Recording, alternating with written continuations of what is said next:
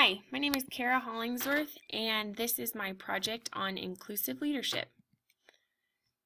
This is the video I watched to get some information, and it's a quick overview of the inclusive leadership method.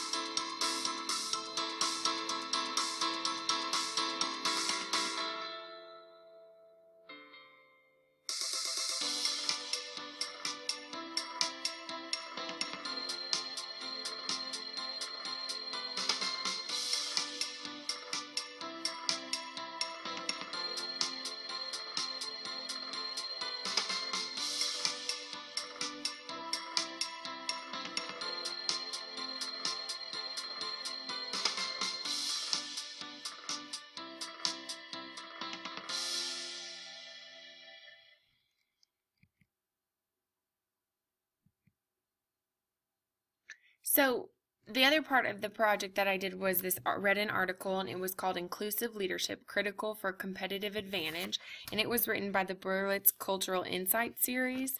And I really enjoyed this article because it really dove into diversity and how that plays into becoming an inclusive leader. So their definition of diversity is the global context can be defined as visible and invisible differences, thinking styles, leadership styles, religious background, sexual orientation, age, and experience.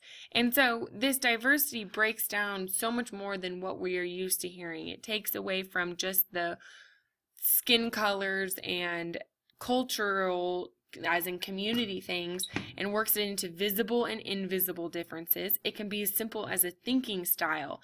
Leadership styles make for diversity, religious background, sexual orientation, age, and experience. Just by having people who have worked there 1 or 30 years is a great way to diversify your staff.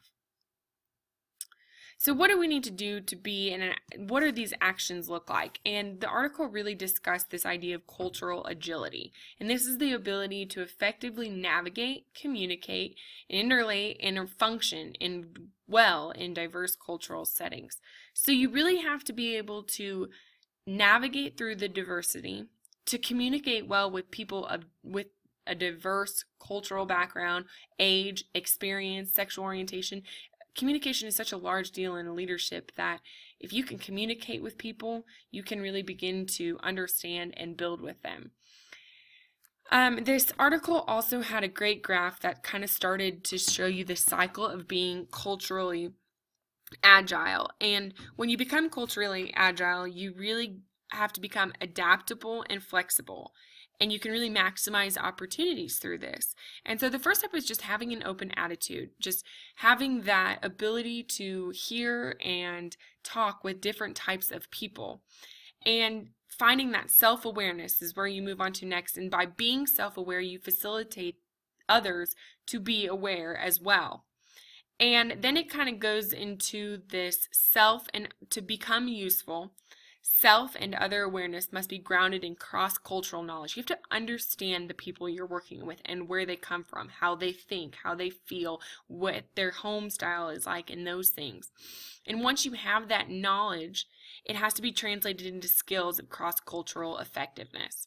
So, and then you work back into that open attitude and self-awareness, other awareness, and going around and around in circles and never ending with those. So some of those cross-cultural skills or steps to becoming an inclusive leader could be checking your assumptions. So making non-judgmental attitudes towards differences, being open to differences. Don't assume things. You need to make sure you're talking about facts and not about your opinions. You also need to assume positive intent. Go into meetings knowing that you are looking for positive outlook as well as the people that you're working with. Slow down in your responses. Think and listen before you talk. Make rational decisions and take time to really analyze those before you share them with the group. Develop listening skills that help build that inclusive behavior. You need to also be aware and scan for exclusion patterns. People in your group who are not giving you that inclusive feeling need to be pointed out, and they need to be helped to transfer into that inclusion pattern. Treat everyone as your number one. I feel like this is a life skill as well as a leadership skill. You need to make everyone feel like they have a voice. You need to implement a plan that allows people to be treated the same in every aspect. You need to deepen self and other awareness, which is kind of what we talked about from the graph. And you need to engage and motivate others. You need to make people feel like they want to be there and they want to contribute as much as they possibly can. You also need to have constructive conversations. You need to do this to prevent and reveal those exclusionary patterns. So go into meeting discussions with a win-win attitude, with no matter what comes out of this, we are all going to come out on top. You need to provide individual feedback. If there are people in your group who are practicing exclusive behavior, you need to be direct with them and tell them that that is not what is going to happen in this environment. You need to show them ways to become a better inclusive leader and then give them the opportunity to do that. And then, of course, the best way to lead is to model. And so you need to model that inclusive behavior. Show people what it looks like so they will strive to become that. Like our authors of our book had said, you have to believe in yourself. Believe that you can have an impact on other people's behavior. And that kind of goes back to that modeling. You have to really know that this is what you want and know this is what you stand for. Make that your moral, this inclusive behavior. Believe you can do it, and then you have to do it. People need to know what you stand for and make what you stand for. Make it inclusive leadership.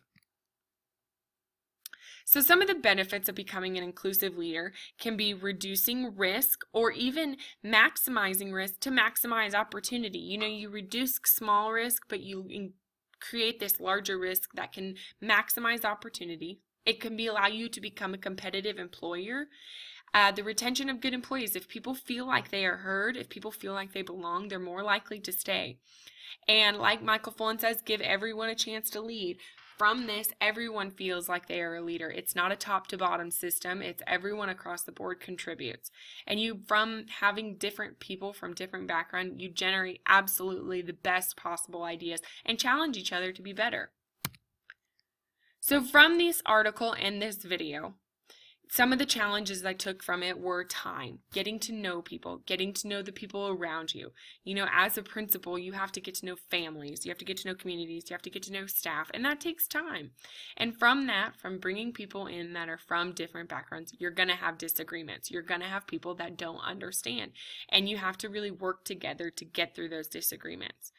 And you're going to have failures by creating these crazy great ideas. Some of them might not work out or not might work out to the potential you had wanted them to.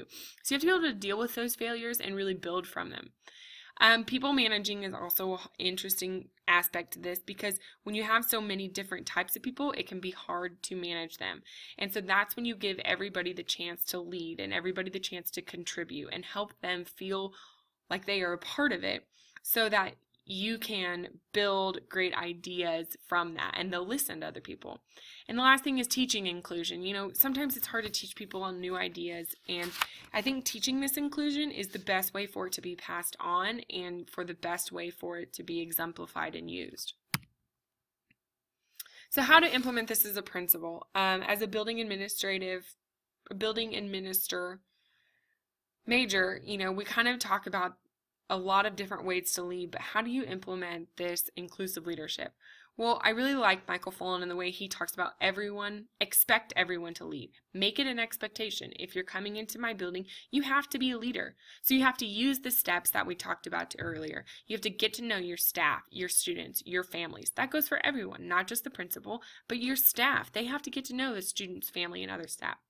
Everybody needs to get to go to the community, and as a principal, you have to go outside the school walls.